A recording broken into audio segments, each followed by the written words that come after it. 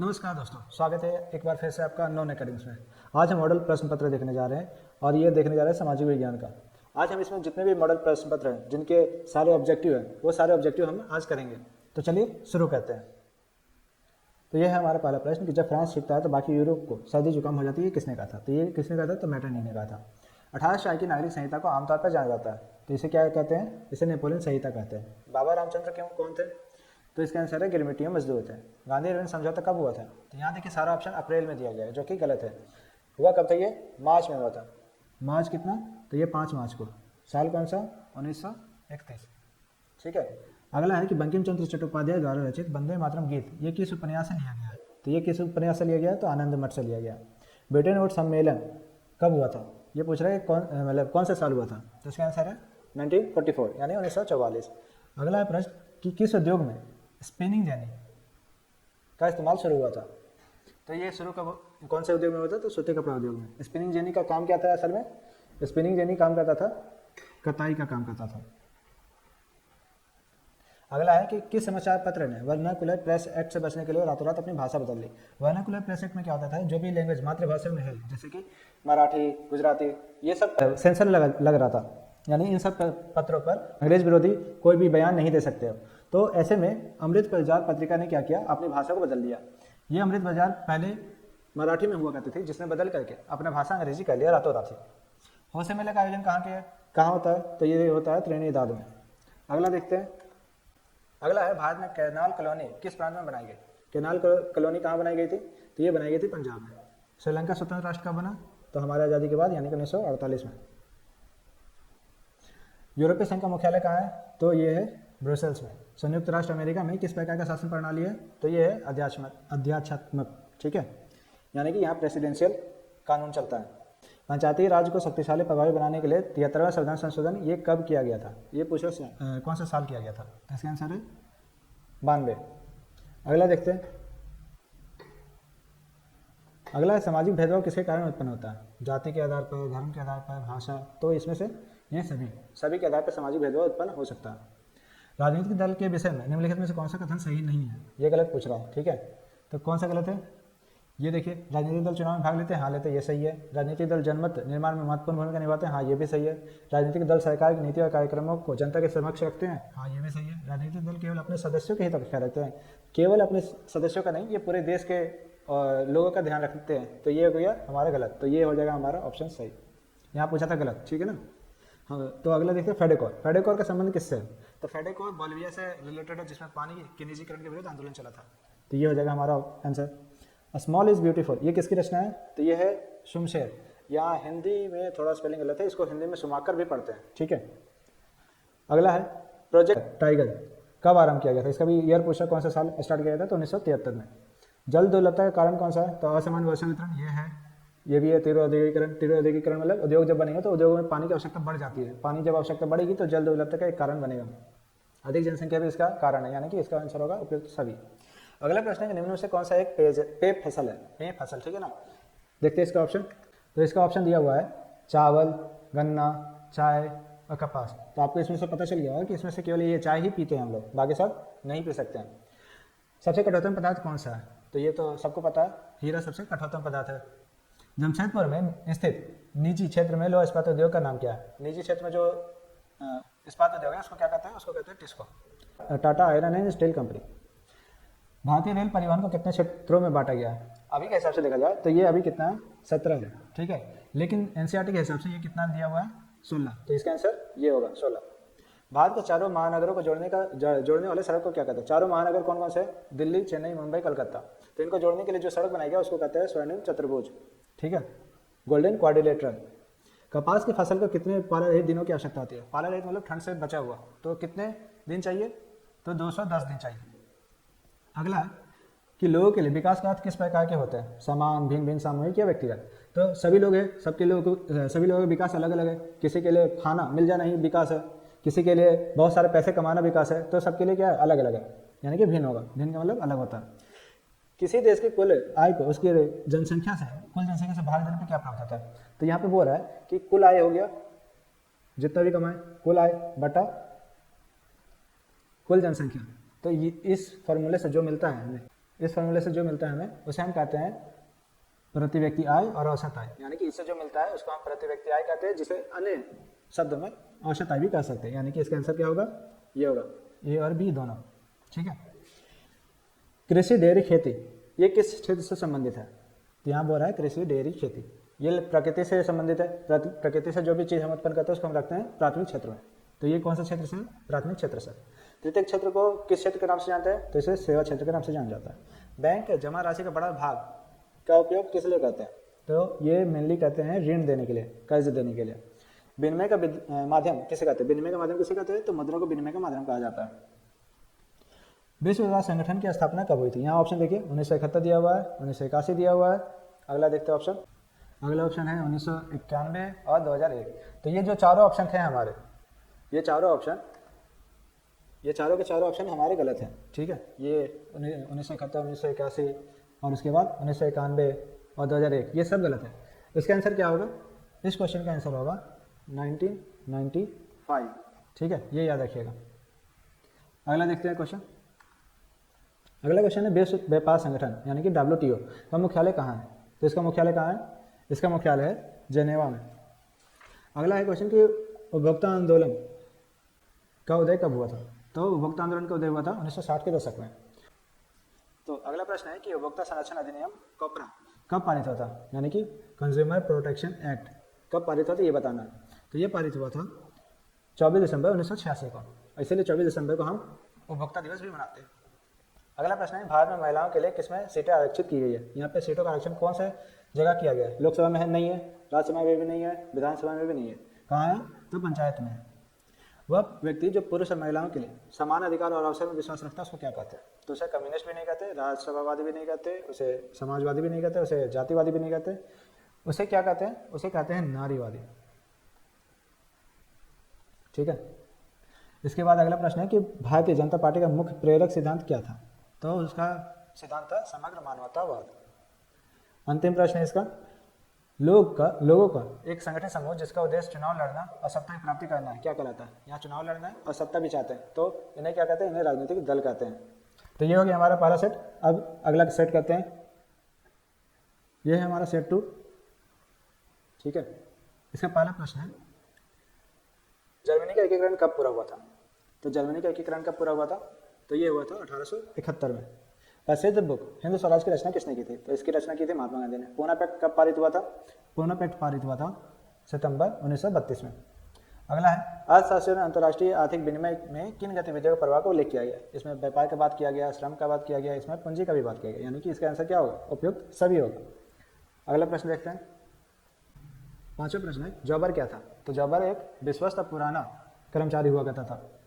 भारत में पहला कपड़ा मिल कब और कहाँ लगा? तो 1854 में बम्बई में। इससे पहले भी लगा हुआ था कोलकाता में, लेकिन वो असफल हुआ था। वुड ब्लॉक सब छपाई की तकनीक सबसे पहले कहाँ विकसित हुई थी? ये सबसे पहले विकसित हुई थी चीन में। कॉर्न लॉ किस देश में पारित हुआ था? ऑफकोर्स ये ब्रिटेन में। आपने पढ़ा ही होगा कॉर्न लॉ के बारे में। लो और रक्त की नीति का प्रतिपादन किसने किया था? तो इसका आंसर है बिस्मार्क ने। आपको ये कमेंट में बताना है कि बिस्मार्क कहाँ का शासक था या फिर किस देश से संबंधित था। अगला प्रश्न है कि भारत में आर्थिक महामंदी का सबसे बुरा प्रभाव किस क्षेत्र पर पड़ा? तो सबसे ज़्यादा बुरा प्रभाव पड़ा था कृषि में, क्योंकि इनके दाम बहुत ज़्यादा कम हो गया था। श्रीलंका में किस समुदाय ने प्रमुख बनाए रखने का प्रयास किया? मतलब खुद को इंपॉर्टेंट बनाए रखने का किसने प्रयास किया? तो सियाली ने। किस शासन व्यवस्था में सत्ता का केंद्र और राज्यों के बीच विभाजन होता है? तो केंद्र और राज्यों के बीच जब विभाजन होगा तो इसको कहेंगे शासन, संघीय शासन व्यवस्था। यहाँ पे पूछ रहा है कि अस्पृश्यता का निषेध कौन से आर्टिकल अनुच्छेद के तहत किया गया है? तो आर्टिकल 17 अनुच्छेद 17 के तहत। शिक्षा, वन, विवाह, गोद लेना, उत्तराधिकार, ये सब किस अनुसूची के अंतर्गत आता है? तो ये सब आता है सहमति सूची के अंतर्गत।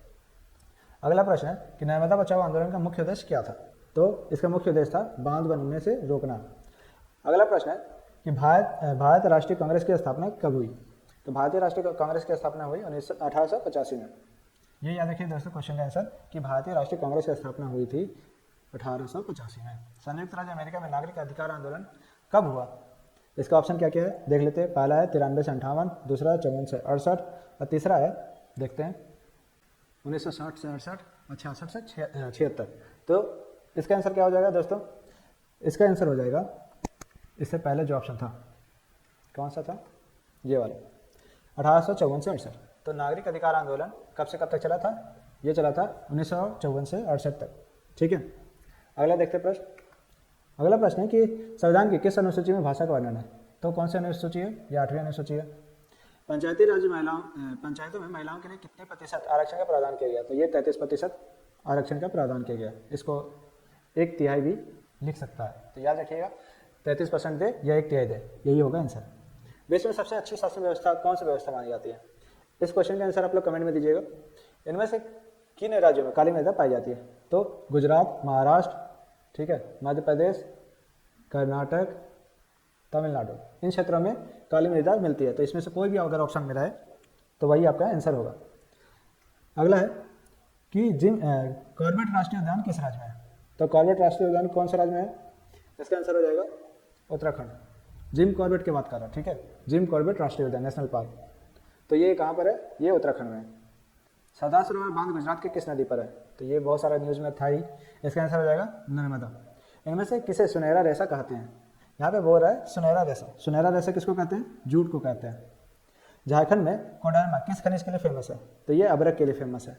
निम्न में से कौन सी एजेंसी सार्वजनिक क्षेत्र में, यहाँ पूछ रहा है सार्वजनिक क्षेत्र में, ठीक है ना, यानी पब्लिक सेक्टर में, स्टील के बाजार में उपलब्ध कराती है? तो इसका आंसर क्या हो जाएगा? इसका हो जाएगा सेल, ठीक है, steel authority of India limited. अगला है भारत की समुद्र तट की कुल लंबाई कितनी है? तो यहाँ समुद्र तट की केवल पूछ रहा, तो समुद्र तट की लंबाई कितनी है? 7516 किलोमीटर। ये इस तरह से भी दे सकता है, असल में इसकी लंबाई कितनी है? 7516.6। ये 7500, कभी ऑप्शन में 17 भी दे सकता है, तो ये भी याद रखिएगा। अगला है कि भारत की पहली रेलगाड़ी कब चली? तो पहली रेलगाड़ी कब चली है? यहाँ देखिए सारा डेट जो दिया हुआ है 1900 में दिया हुआ है, ठीक है, जो कि गलत है। पहला रेलगाड़ी जो चला है वो 1800 में चला है। 1800 कौन से वर्ष? तो 1853 में। इस समय डलहौजी था, डलहौजी ने ही इससे स्टार्ट करवाया था।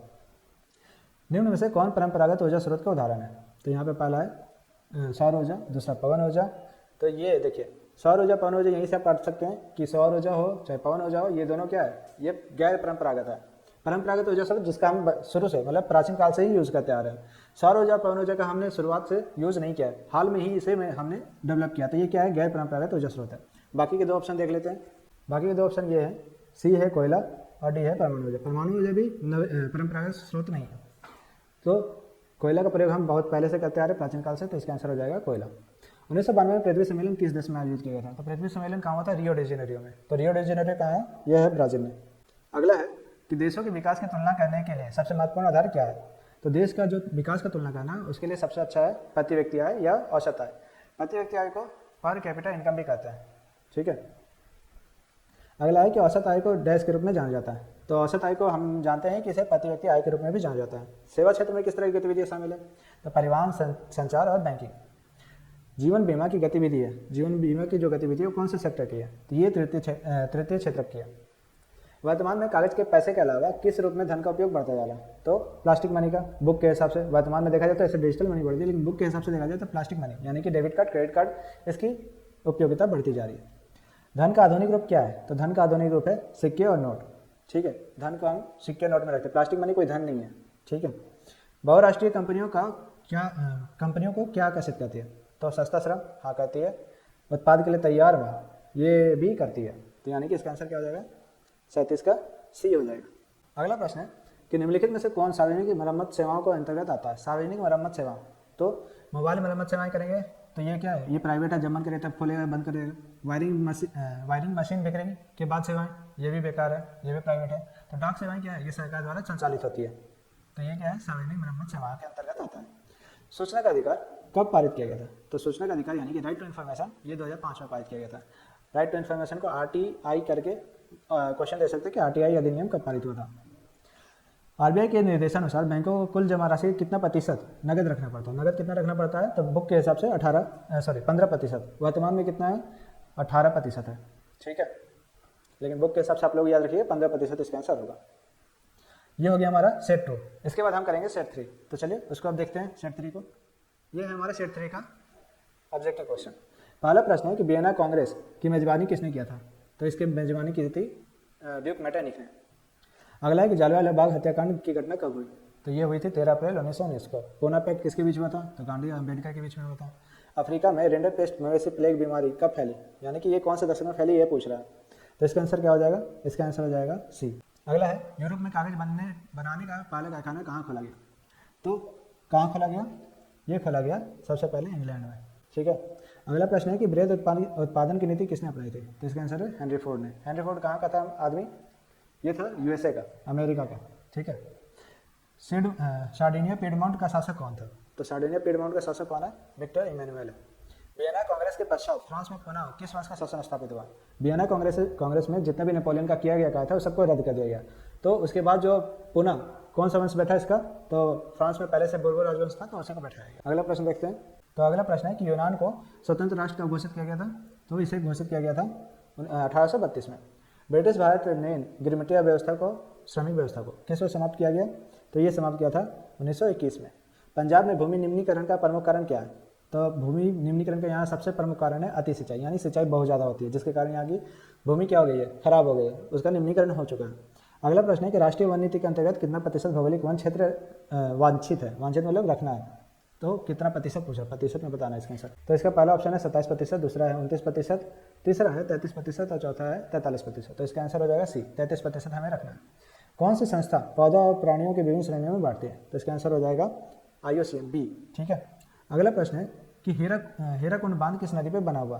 तो हीराकुंड बांध किस नदी पर है? तो महानदी पर। हीराकुंड बांध कहाँ पर है? इसका आंसर आप कमेंट में दोगे। निम्न में से कौन प्राचीन जल संग्रह तकनीक नहीं है? तो वह छत से वैसा जल संग्रहण हम करते आ रहे हैं, गोल या कुल बनाते हैं, जोहार या खादल भी बनाते हैं। तो ये जो बहुउद्देशीय बांध है ये हम नहीं बनाते थे, ये हमने स्टार्ट किया है, मतलब वर्तमान में यूज होना स्टार्ट हुआ।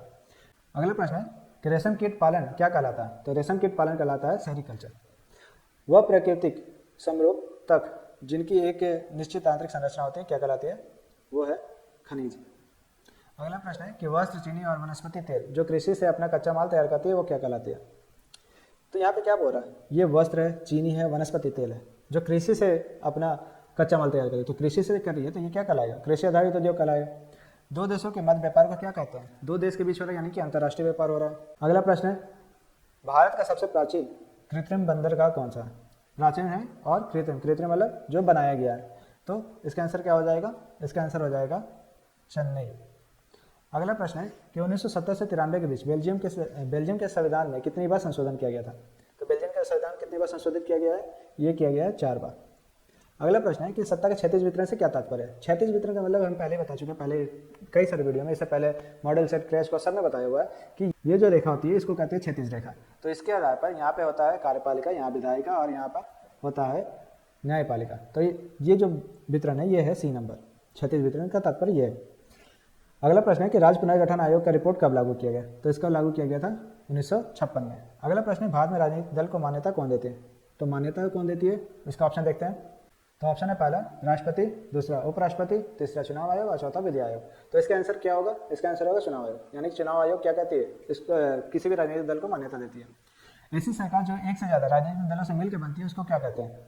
तो उसको कहते हैं गठबंधन की सरकार, जिसमें कई सारी पार्टियां मिलकर बनाती है। अगला प्रश्न है कि कौन सा तरीका होगा? ठीक है, ये क्या होगा? तरीका किसी लोकतंत्र में राजनीतिक सुधार लाने के लिए बेहतर है। तो इसके लिए क्या करना होगा? उसके लिए कानून बनाना पड़ेगा। बोलीविया का जल युद्ध किसके खिलाफ था? तो पानी के निजीकरण के खिलाफ था। लोकतांत्रिक सरकार होती है, उत्तरदायी होती है, जिम्मेदार होती है, वैध सरकार होती है। तो यानी कि इसका आंसर क्या हो जाएगा? उपरोक्त सभी। केंद्र और राज्य के बीच में होने वाले विवादों का निपटारा कौन करता है? तो केंद्र और राज्य के बीच में जब भी विवाद होगा इसका निपटारा करेगा न्यायपालिका। भारतीय संविधान की अनुसूचित भाषाओं की संख्या कितनी है? तो टोटल अभी 22 भाषा है। नेपाल में सन 2006 में अप्रैल माह में आंदोलन का कारण क्या था? तो इसका आंदोलन का कारण था लोकतंत्र को स्थापित करना। ठीक है, अगला प्रश्न देखते हैं। अगला प्रश्न है कि उद्योगपति के लिए विकासात्मक लक्ष्य क्या हो सकता है? तो उसके लिए अधिक बिजली प्राप्त करना विकासात्मक लक्ष्य हो सकता है, क्योंकि कोई भी इंडस्ट्री में बिजली का उपयोग बहुत ज़्यादा होता है और बिजली प्राप्त नहीं होने के कारण कोई भी उद्योगपति बड़ा प्रोजेक्ट नहीं ले सकता है। समानता किसी देश की विकास किस आधार पर निर्धारित किया जाता है? तो देश का विकास किस आधार पर निर्धारित किया जाता है? तो प्रति व्यक्ति आय कहने का मतलब है लोगों की आय जो बढ़ रही है उसके आधार पर कह सकते हैं कि देश का विकास हो रहा है। प्राकृतिक उत्पादों को विनिमय के माध्यम से उपयोगी वस्तुओं में बदलना किस क्षेत्र में आता है? प्राकृतिक उत्पाद को बदला जा रहा है ना, तो प्राकृतिक उत्पाद को जब बदलते हैं तो ये क्या कहलाता है? ये कहलाता है प्राथमिक क्षेत्र। अगला है जीडीपी का मतलब क्या होता है। तो जीडीपी का मतलब यहाँ पे ऑप्शन दिया हुआ, आपको इसका आंसर बताना है। ये बहुत ही आसान क्वेश्चन है, जीडीपी का मतलब। दोस्तों ये 36 नंबर क्वेश्चन में टाइपिंग एरर है, यहाँ पे मृदा नहीं होकर के ये होगा मुद्रा, ठीक है। तो मुद्रा के क्या निम्नलिखित में से क्या कार्य, ये बताना। तो ये है ऑप्शन हमारा। तो ये है हमारा पहला ऑप्शन, विनिमय भुगतान का माध्यम, मूल्य का मापक, विश्लेषित भुगतान का मान। तो ये हो जाएगा इसका सभी। आय और उपयोग का अंतर क्या कहलाता है। आय यानी कि आपका जो इनकम है, मान लेते हैं कि आप 100 रुपये कमा रहे हो और उसमें से आप उपयोग कर ले रहे हो 50 रुपये, तो ये जो बाद में जो 50 रुपये बचा हुआ है ये क्या कहलाएगा, ये बचत कहलाएगा। तो इसका आंसर हो जाएगा 37 का ये। WTO का प्रमुख कार्य क्या है। तो ये जितना भी ऑप्शन दिख रहा है ना, व्यापार को बढ़ावा देना, नियमों को बनाना, उदारीकरण का समर्थन करना, ये सभी है। वह संगठन जो अंतर्राष्ट्रीय स्तर पर उत्पादकों मानक तय करता है वो कहलाता है ISO, इंटरनेशनल स्टैंडर्ड ऑर्गेनाइजेशन। शब्द यहाँ नहीं होगा, ये होगा शहद। शहद खरीदते समय हमें कौन सा निशान देखना चाहिए। तो हमें शहद क्या है, खाने वाला चीज़ है। तो इसके लिए हम एक मार्क को देखेंगे। वैश्वीकरण से देशों के बीच निम्नलिखित की तीव्र गति होती है। तो वैश्वीकरण से किस चीज़ का गति तीव्र हो जाता है। तो इससे माल और सेवाओं का हो जाता है, निवेश का भी हो जाता है और तकनीक का भी हो जाता है, यानी कि इसका आंसर हो जाएगा उपरोक्त सभी। तो ये हो गया हमारा सेट 3। अब इसके बाद अंतिम सेट है सेट 4। तो चलिए देखते हैं उसे। तो ये है हमारा अंतिम सेट, इसमें सोशल साइंस में 4 ही सेट दिए गया है। तो ये अंतिम सेट है। इसका पहला प्रश्न है कि अर्नेस्ट रेनन कौन था। तो अर्नेस्ट रेनन कौन था, एक फ्रांसीसी दार्शनिक था। दार्शनिक मतलब वो अपने विचारों को प्रकट करता था जो कि लोगों को प्रभावित करती थी। ये क्वेश्चन वापस आ गया, जब फ्रांस सीखता है तो बाकी यूरोप को सर्दी जुकाम हो जाती है, किसने कहा था। तो ये किसने कहा था, ये था मेटरनिख। राष्ट्रवाद की पहली व्यक्ति किस क्रांति के साथ हुई। तो किस क्रांति के साथ हुई थी, ये सबसे पहले हुई थी फ्रांसीसी क्रांति के साथ हुई थी। दुनिया का पहली भूमिगत रेल का निर्माण कहाँ हुआ। तो इसका आंसर है सी, लंदन में सबसे पहले भूमिगत रेल का निर्माण हुआ था। अगला है क्वेश्चन कि यंग इटली और यंग यूरोप नामक भूमिगत क्रांतिकारी संगठन की स्थापना किसने की थी। तो यहाँ ऑप्शन दिया हुआ है, तो एक काम कीजिए, इसका आप आंसर कमेंट में दीजिए। अगला प्रश्न है कि महात्मा गांधी ने असहयोग आंदोलन वापस लेने का फैसला कब किया। तो असहयोग आंदोलन चौरी चौरा कांड आपको याद ही होगा। चौरी चौरा कांड कब हुआ, फरवरी 1922 में, 5 फरवरी 1922 को। तो ये हो गया आंसर। फिक्की की स्थापना कब हुई थी। तो फिक्की की स्थापना कब हुई, 1927 में। खिलाफत आंदोलन के प्रमुख नेता कौन थे। तो अली बंधु थे, शौकत अली और मोहम्मद अली। नेपोलियन युद्धों के दौरान हुए बदलाव को खत्म करने के लिए किस संधि का सहारा लिया गया था। कौन सी संधि हुई थी। तो ये हुई थी वियना की संधि। विश्व व्यापारी आर्थिक महामंदी की शुरुआत कब। ये जो क्वेश्चन है इसका भी आंसर आप कमेंट में दोगे, क्योंकि ये बहुत ही आसान क्वेश्चन है। निम्नलिखित में से किस देश में एकात्मक शासन व्यवस्था है। तो भारत में संघीय है, संयुक्त राष्ट्र अमेरिका संघीय है, स्विट्जरलैंड संघीय है। तो एकात्मक कहाँ है, श्रीलंका में। तो ये हो जाएगा इसका आंसर। श्रीलंका में जो एकात्मक है उसको अध्यक्षीय प्रणाली बोल सकते हैं, ठीक है। अगर एग्जाम में अध्यक्षीय प्रणाली दे दे तो डरिएगा नहीं, ये इसी का बात कर रहा है। निम्नलिखित में से कौन सुमेलित है। कौन सुमेलित मतलब सही सुमेलित है। तो संघ सूची में क्या आता है, पुलिस कृषि व्यापार नहीं आता है। राज्य सूची में प्रतिरक्षा बैंकिंग संचार नहीं आता है। सहमति सूची में वन विवाह उत्तराधिकार शिक्षा हाँ आता है। तो इसका आंसर क्या हो जाएगा, इसका आंसर हो जाएगा सी। और लास्ट वाला ऑप्शन क्या है, अवशेष शक्ति राज्य सरकार के पास होती है, नहीं, केंद्र सरकार के पास होती है। अगला प्रश्न देखते हैं। अगला प्रश्न है कि अमेरिका में नागरिक अधिकार आंदोलन किसके द्वारा चलाया गया था। तो इसे चलाया गया था मार्टिन लूथर किंग ने, ठीक है। अगला है अश्वेत आंदोलन, अश्वेत शक्ति आंदोलन कब हुआ था। तो अश्वेत शक्ति आंदोलन कब हुआ था, ये हुआ था 66 से लेकर के 75 के बीच में। अब यहाँ पे अगला प्रश्न है कि निम्नलिखित में से कौन सा तर्क लोकतंत्र के पक्ष में नहीं है, मतलब लोकतंत्र के खिलाफ है, ठीक है। तो लोकतंत्र में लोगों की स्वतंत्रता समानता का अनुभव करते हैं, हाँ तो ये सही है, लोकतंत्र के पक्ष में भी है। लोकतंत्र में दूसरों की तुलना में विवादों को बेहतर सॉल्व किया जाता है, तो हाँ ये भी सही है। लोकतंत्र लोगों के प्रति अधिक जिम्मेवार होता है, जी हाँ ये भी है। लोकतांत्रिक देश अन्य देशों की तुलना में अधिक समृद्ध होता है, तो ये तो गलत है। अगर ऐसा होता तो भारत सबसे अमीर होता है ना, ऐसा है नहीं है ना।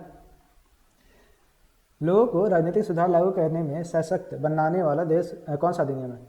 तो राजनीतिक सुधार को लागू करने के लिए कौन सा अधिनियम सर्वश्रेष्ठ है, तो ये होगा सूचना का अधिकार। अगला देखते हैं। अगला प्रश्न है कि इस समय निम्न में से किस प्रकार की सरकार बेहतर मानी जाती है। राजतंत्र मानेंगे, नहीं मानोगे। अभी तानाशाह कहीं पे चलेगा तो चलेगा नहीं। क्या सबसे बेहतर है, लोकतंत्र। उन समूहों को क्या कहते हैं जो सरकारी नीतियों को प्रभावित करने का प्रयास करते हैं, सरकारी नीतियों को प्रभावित करते हैं, ना कि सरकार बनाते हैं, तो इसे क्या कहते हैं, दबाव समूह। लोकतांत्रिक व्यवस्थाओं के संदर्भ में कौन सा विचार सही है। लोकतांत्रिक व्यवस्थाओं ने सफलतापूर्वक क्या किया है, लोगों के बीच टकराव को समाप्त कर दिया है, लोगों के बीच आर्थिक असमानता को समाप्त कर दिया, तो ये तो गलत है। राजनीतिक गैर बराबरी के विचार को समाप्त कर दिया, तो ये भी नहीं है। हाँ, समूह से कैसे व्यवहार हो इस बारे में मतभेद मिटा दिया, तो ये भी नहीं है। तो किसको समाप्त कर दिया? लगभग ये लोगों के बीच टकराव को समाप्त कर दिया। अगला प्रश्न है कि भारत में कितने राज्य और केंद्र शासित प्रदेश हैं? इसका भी आंसर आप कमेंट में दोगे। ये भी आसान क्वेश्चन है और बहुत सारे सेट, मतलब इससे पहले जो मैंने सेट करवाया है उसमें भी बता दिया। अगला प्रश्न है कि भारत की उत्तरी मैदान किस प्रकार की मृदा से बनी है? उत्तरी मैदान जो मेनली है वो नदियों से घिरा हुआ पूरी तरह से, तो यहाँ जो मृदा बनती है वो उसको कहते हैं जलोढ़ मृदा। अगला प्रश्न है कि भारतीय वन संरक्षण अधिनियम किस वर्ष पारित हुआ था? तो भारतीय वन संरक्षण अधिनियम पारित कब हुआ था ये बताना है। तो ये कब पारित हुआ था? ये हुआ था 1972 में। हिमालय नींव जिससे टेक्सोल नामक पदार्थ निकलता है, ये क्या किस बीमारी को ठीक करता है? तो ये ठीक करता है कैंसर को। बहुउद्देशीय नदी घाटी को आधुनिक भारत का मंदिर किसने कहा था? तो ये क्रश कोर्स में मैंने बताया हुआ है, ये थे पंडित जवाहरलाल नेहरू। अगला प्रश्न है कि निम्न में से कौन सा तर्क बहुउद्देशीय बांध के तर्क में नहीं है? ठीक है, ये नहीं पूछ रहा। तो ये जल की कमी वाले क्षेत्र में जल लाती है। अच्छा, देखते हैं इसको। ये बाढ़ का नियंत्रण करती है, इससे भारी संख्या में विस्थापना होता है और ये जल विद्युत उत्पादन में सहायक होते हैं। तो यहाँ पे 4 ऑप्शन थे, तो आपको क्या लगता है दोस्तों, इसमें से कौन सा सही होगा? कमेंट करके इसको बताइए। इसका आंसर मैं कमेंट में डाल दूंगा। ये थोड़ा टफ क्वेश्चन है ऐसे। अगला प्रश्न है झूम किस प्रकार की कृषि का उदाहरण है? तो इसका ऑप्शन देखते हैं। पूछ रहा झूम किस प्रकार की कृषि का उदाहरण है। तो हमारे पास कौन कौन सी कृषि आई है ऑप्शन में? गठन कृषि, रोपण कृषि, जीवन निर्वाह कृषि और वाणिज्य कृषि। तो इसमें से कौन सा आंसर होगा दोस्तों? जीवन निर्वाह कृषि। हम जो झूम कृषि करते हैं, मतलब पहले जो झूम कृषि हुआ करता था वो जीवन निर्वाह होता था, यानी जीवन जीने के लिए बस होता था। तो अगला प्रश्न है कि HVJ पाइपलाइन की कुल लंबाई कितनी है? ये जो पाइपलाइन है इसकी लंबाई कितनी है? तो इसकी लंबाई है 1700 किलोमीटर। निम्न में से किस उद्योग को आधारभूत उद्योग कहा जाता है? आधारभूत उद्योग जो अन्य उद्योगों को मदद करे। तो ऐसा उद्योग कौन सा है? लौह इस्पात उद्योग। मैनचेस्टर ऑफ इंडिया किसे कहा जाता है? तो कौन से शहर को कहते हैं? अहमदाबाद को। अगला प्रश्न है कि सीमा सड़क संगठन यानी BRO की स्थापना किस वर्ष हुई थी? तो इसका आंसर क्या हो जाएगा दोस्तों? इसका आंसर हो जाएगा 1960। एक वस्तु का अधिकांश प्राकृतिक प्रक्रिया से उत्पादन क्षेत्र की गतिविधि, मतलब ये पूछ रहा है प्रकृति से जो हम उत्पादन करते हैं किस क्षेत्र में आता है? तो प्रकृति से जो भी उत्पादन करते हैं वो प्राथमिक क्षेत्र में आता है। कौन सा क्षेत्र भारत में सबसे बड़े रोजगार का उत्पादक क्षेत्र के रूप में उभरा है? तो अभी सबसे ज़्यादा रोजगार जो उत्पन्न कर रहा है वो कौन सा क्षेत्र है? वो है तृतीयक क्षेत्र यानी कि सेवा क्षेत्र। तो अगला प्रश्न है दोस्तों, देखो मैथ का सवाल जैसा है कि एक देश में 4 परिवार मात्र रह रहे हैं। ठीक है, एक देश है वहाँ पे 4 परिवार मात्र रह रहे हैं। प्रति व्यक्ति आय यानी कि 5000 रुपये, यानी पूरे व्यक्ति को मिला करके जितना भी रुपये हो रहा है उसको अगर 4 से भाग देते तो हमें 5000 रुपये मिलता है। ठीक है, तो 3 परिवार का आय दिया हुआ 4000, 7000 और 3000 रुपये। तो चौथे परिवार का आय हमें ज्ञात करना है। तो प्रति व्यक्ति आय यानी पर कैपिटा इनकम बराबर क्या होता है दोस्तों? यहाँ पे क्या हो जाएगा? हाँ, टोटल इनकम हो जाएगा। ठीक है, टोटल इनकम यानी कुल आय बटे में कुल जनसंख्या यानी टोटल पॉपुलेशन। तो ये क्या हो जाएगा? टोटल इनकम का है तो टोटल इनकम कितना हो गया? 4000 हो गया प्लस 7000 हो गया प्लस 3000 हो गया प्लस चौथा भी तो है ना, ये x हो गया। बटे में कुल जनसंख्या कितनी है? तो यहाँ पे 4 ही परिवार है तो 4 हो जाएगा। और प्रति व्यक्ति आय कितना आया था आपका? यहाँ आया था 5000 रुपये, है ना। तो अब इसको आप कैलकुलेट कर लीजिए। तो यहाँ पे हो गया 5000 रुपये, यह 7 4 11, 11 3 14000 रुपये प्लस x डिवाइडेड बाई 4। अब इसको सॉल्व करके जो आएगा आंसर आप वो कमेंट में दीजिए। अगला प्रश्न है कि मनरेगा एक वर्ष में कितने दिन रोजगार देने का वादा करता है? तो कम से कम ये बोलते हैं 100 दिन आपको रोजगार दिया जाएगा इसके तहत। अगला प्रश्न है कि ऋण के शर्तों में कौन कौन शामिल है? तो ब्याज की दर शामिल है, ऋण की राशि कितनी ऋण दिया जाएगा वो भी है, ऋण आधार यानी गिरवी आप क्या रख रहे हो ये भी शामिल है, यानी कि उपरोक्त सभी होगा। वैश्वीकरण ने जीवन स्तर में सुधार में सहायता पहुंचाई है किसे? तो ये हो जाएगा इसका आंसर सभी लोगों को। राष्ट्रीय उपभोक्ता दिवस कब मनाया जाता है? तो 24 दिसंबर को पहले ही बता दिए। सार्वजनिक और निजी क्षेत्र का आधार मतलब किस आधार पर इसको विभाजित करते हैं? तो इसका ऑप्शन देखते हैं। तो ऑप्शन पहला है रोजगार की शर्तों के आधार पर, आर्थिक गतिविधि के आधार पर, उद्यमों का स्वामित्व के आधार पर, उद्यम के नियोजित श्रमिकों की संख्या के आधार पर। तो ये हो जाएगा स्वामित्व। स्वामित्व मतलब मालिकाना हक। सार्वजनिक क्षेत्र का मालिक कौन होता है? सरकार होती है। ठीक है, जबकि निजी क्षेत्र का कोई व्यक्ति होता है। आभूषणों की गुणवत्ता प्रमाणन के लिए कौन सा हॉलमार्क का उपयोग होता है? तो ये BIS हॉलमार्क का उपयोग करते हैं हम लोग। वैसी कंपनियां जो एक से अधिक देशों में उत्पादन पर नियंत्रण रखती है वो क्या कहलाती है? वो क्या कहलाती है? ये भी क्वेश्चन आसान है, इसका भी आंसर आप कमेंट में दोगे। तो ये हो गया हमारा चौथा सेट कंप्लीट, है ना। तो इसके बाद हमारे पास अब क्या है? Very short type answer question है, शॉर्ट टाइप आंसर क्वेश्चन है और लॉन्ग टाइप क्वेश्चन आंसर है। ठीक है, तो हम वो भी लाएंगे धीरे धीरे। तब तक आप इसको याद कर लीजिए।